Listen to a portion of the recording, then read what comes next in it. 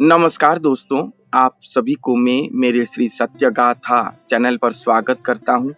संत अच्युतानंद दास जी की कलियुग शेष मालिका पुस्तक से कलियुग की अंतिम लीला को लेकर संत ने क्या भविष्यवाणी किए हैं, आइए सुनते हैं। ए कलियुग अटई बहुत भीषण, ए जुगरे भक्त बहु लभिबे कषण। ये कलियुग अत्यंत भीषण है।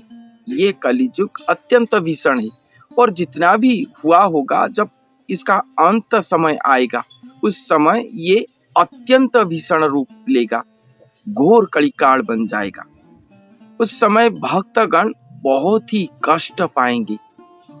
श्रीमुख वचन केबे आनटी नुहई, अनंत कोटि वैष्णव शिव पाद दुई। ये श्रीमुख वचन है। संत कह रहे हैं कि ये मेरा उक्ति नहीं, ये भगवान के श्रीमुख वचन है। ये कभी भी आन नहीं होगा। इसलिए हे अनंत कोटि वैष्णव जन, जो जहां पर भी हो, आप सभी वही दो चरण को ही वंदना करो। जुगल चरण, वही दो पाद को वंदन करो, सेवा करो।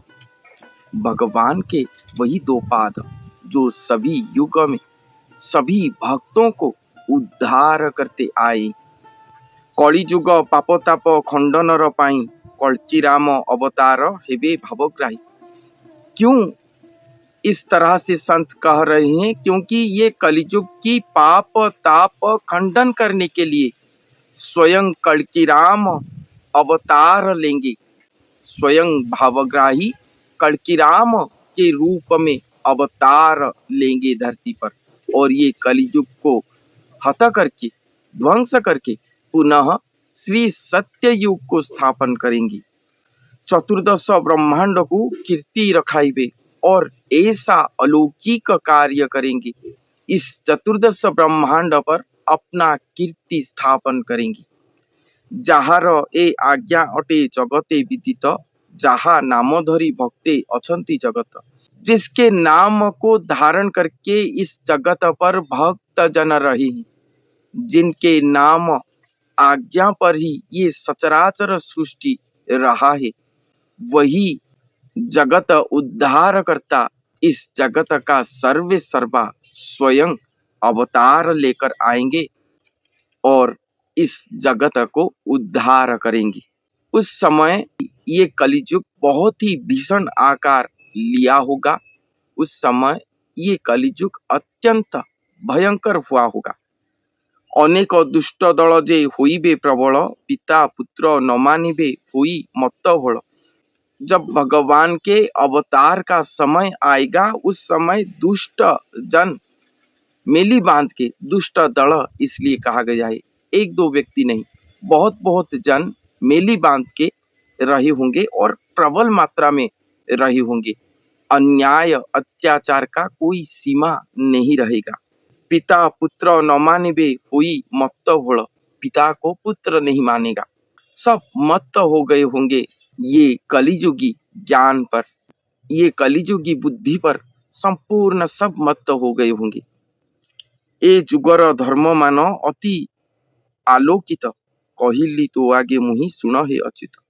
इस युग में जो धर्म कथा है, जो धर्म है, वो बहुत आलोकित की तरह है। जैसे अंधकार पर एक आलोक लगा ले तो चारों ओर उजाला कर लेता है, उसी तरह इस युग पर जो भी धर्म आचरण करेंगे वो उनके लिए आलोक प्रदान की तरह होगा। तुम्भे मोर भक्त जेणु कहिली तुम्भଙ୍କୁ, न कहिब काहाकु जे आंभर कथा को। संत स्वयं भगवान अच्युत महापुरुष को ये बात कह रही हैं कि आप मेरे भक्त हो, इसीलिए मैं आपको ये सभी बातें कह रहा हूं। नहीं तो ये बात को किसी को भी मत कहना। नीलाचल धाम छाड़ी आंभे जीवु पुन, जगत सेते बेले दिशिब अशोभन। और कहते हैं कि ये नीलाचल धाम, पूरी जगन्नाथ धाम जो है, इसको त्याग करके मैं जाऊंगा और उस समय ये जगत अशोभन दिखाई देगा। ये भगवान कह रहे हैं कि एक समय आएगा जब कड़ी उत्पात चरम शिखा पर पहुंच जाएगा। उस समय अपने जगत, अपने सृष्टि को रक्षा करने के लिए अपने श्री मंदिर को छोड़ के त्याग करके भगवान आएंगे, नरदेही बनेंगे।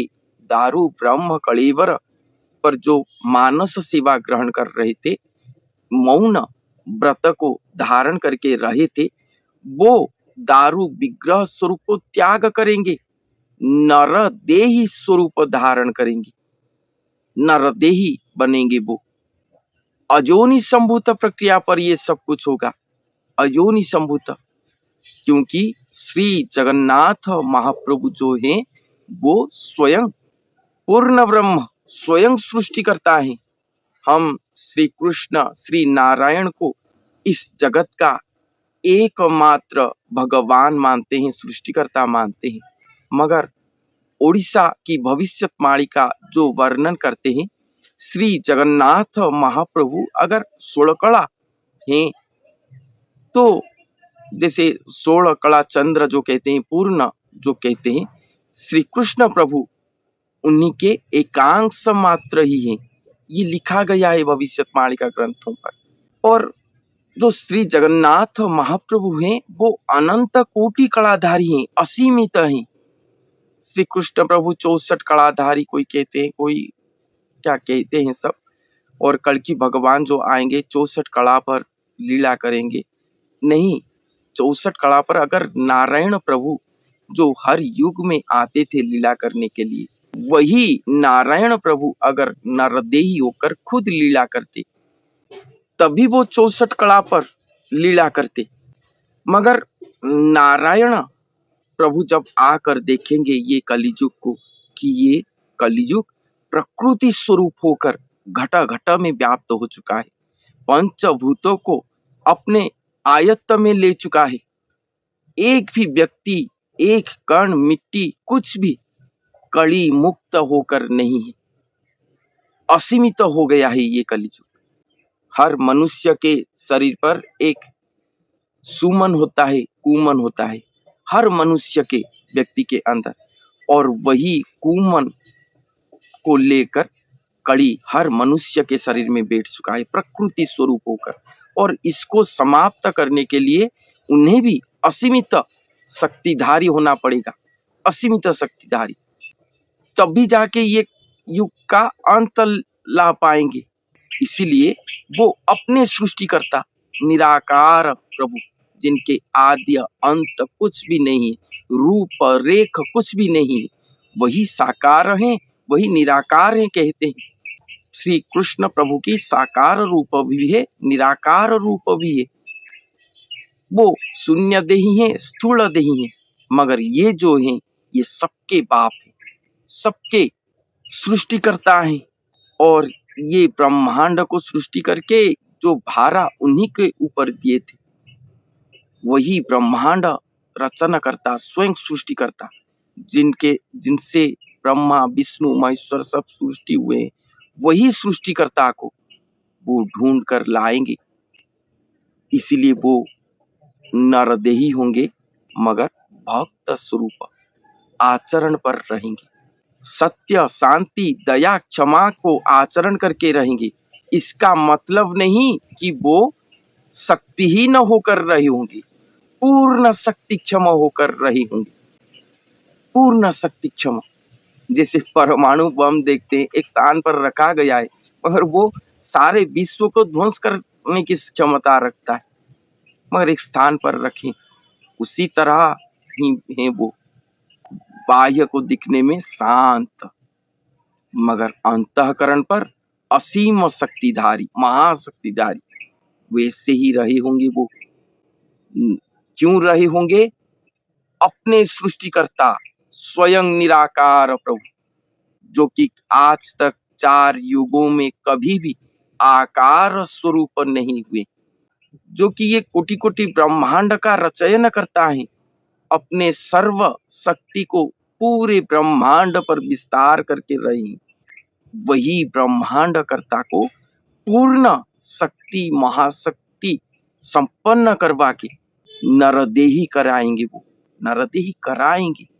और जो पात्र उसके लिए चाहिए, उनके नरदेही स्वरूप होने के लिए जो पात्र चाहिए वो पात्र वो खुद बनेंगे। वही नर जो कि अश्व की क्षमता उनके पास होगा। अश्व की क्षमता, जैसे अश्व अपने सहिष्ठ को अपने ऊपर बिठाकर धरती पर घूमता है, उसी तरह वो ये ब्रह्मांड के मालिक को अपने ऊपर बिठाकर पूरे धरती पर विहार कर सकेंगे। वही स्वयं सृष्टिकर्ता, वही लीला करेंगे जो कि एक एक इच्छा पर ही सब कुछ समाधान कर लेंगे। अनंत कोटि कला शक्तिधारी होकर वो आएंगे, इसीलिए उनको समय लगता होगा। क्यों देरी हो रहा है लीला के लिए? निराकार से साकार स्वरूप उनको करते होंगे महावैज्ञानिक पद्धति के द्वारा। निराकार से साकार स्वरूप हो रहे होंगे। पूर्ण नरदेही होने के बाद ही वो प्रकट होंगे।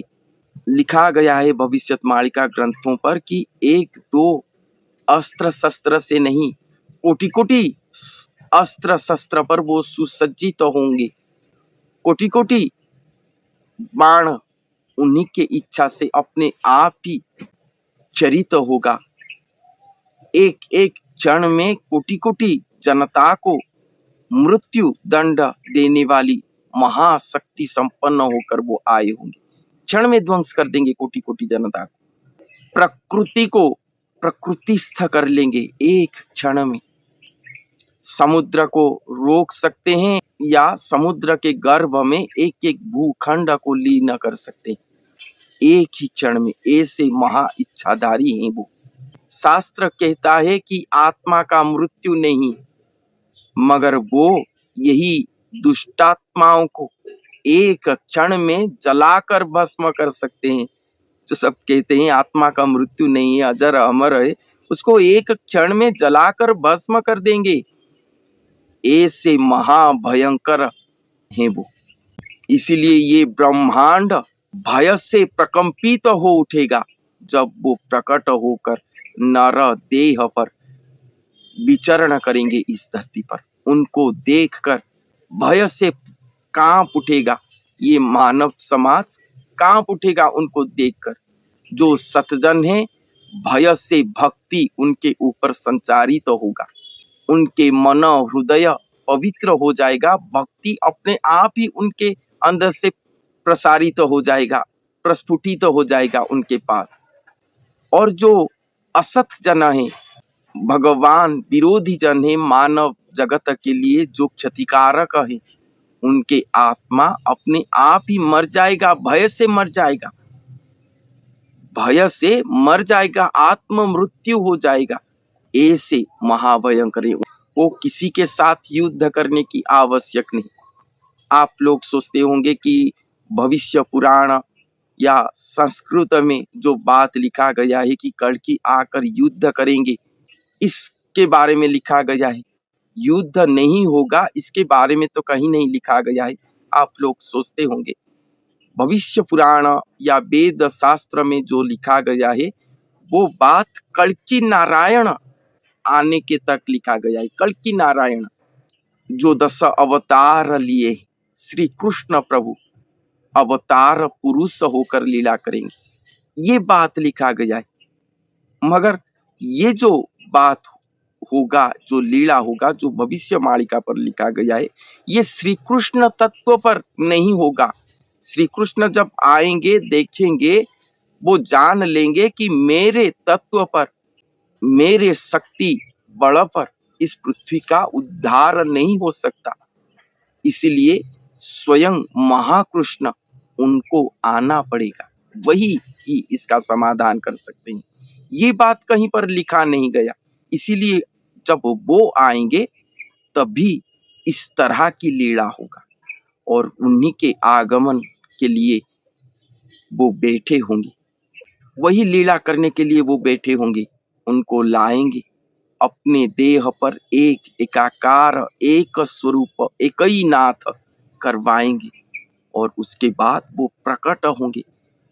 सारे मानव समाज उनको देखेगा अपने पाप और नेत्र पर, जो कोटि कोटि वर्ष तपस्या करके जोगी मुनि जतीन्द्र सहित ब्रह्मा विष्णु महेश्वर कोई भी उनके स्वरूप को देखने के लिए एक बार सफल नहीं हुए थे। कोटि कोटि युग चला गया है, एक बार देखने के लिए सफल नहीं हुए थे। वही प्रभु अपना दिव्य ज्योतिर्मय स्वरूप प्रकाश करेंगे। ये पाप नेत्र की जनता देखेंगे उन्हें, और जो सतजन है वो भक्ति लाभ करेंगे, उनके पास आएंगे। जो दुर्जन है वो मृत्यु लाभ करेंगे। भविष्य मालिका पर लिखा गया है कि ये मनुष्य का कर्ण चक्षु सृष्टि होने के दिन से इस तरह की लीला के बारे में कोई भी पहले से सुना नहीं होगा या देखा नहीं होगा। ऐसा लीला होगा, और ये बात वेद शास्त्र पुराणों को अज्ञात होकर रखा गया होगा, इसीलिए सभी ये लीला के बारे में अज्ञ होंगे। ऐसा वर्णन है भविष्यवाणी ग्रंथों पर। तो ये लीला कब होगा, या वैसे ही वर्णन हम कर रहे हैं, कुछ तो दिखाई नहीं दे रहा, आप सब सोचते होंगे। नहीं, ये लीला होने का समय अभी चल रहा है। 2000 से 2050 यही समय है। भविष्यवाणी ग्रंथ के अनुसार जब पूरी जगन्नाथ मंदिर की राजा दिव्य सिंह देव होंगे, जिनके कोई भी पुत्र संतान नहीं होगा, उन्हीं के समय काल के अंदर ये लीला होगा। अगर वो समय पर ये लीला नहीं होता है तो और आगे नहीं होने वाला है, ये पृथ्वी ध्वंसाभिमुख जाएगा। और भविष्यवाणी के अनुसार 2050 के अंदर सब कुछ संपूर्ण हो जाएगा। नहीं हुआ इस समय के अंदर, जान लेना ये पृथ्वी पर और 100-200 साल के अंदर संपूर्ण जलमग्न हो जाएगा। जो कहा गया है 4,32,000 वर्ष, ये भोग नहीं है। भगवान आकर गुप्त में अपने सभी शक्तियों को धरती से लेकर चले गए हैं, ये मान लेना। उसके बाद ये लीला नहीं होगा, कल की लीला और नहीं होगा, क्योंकि अच्युत का 13 जन्म यही समय पर ही हुआ होगा, और यही समय पर ही वो लीला हुआ होगा, और जगन्नाथ महाप्रभु को वो आकर धरती से लेकर चले जाएंगे। यही समय ही है, यही समय पर ही ये लीला होगा। इसके अलावा और आगे लीला जाएगा समय नहीं, ये समय नहीं, ये नहीं है, ये भ्रांत धारणा में मत रहिए। तो आज के लिए इतना ही, धन्यवाद।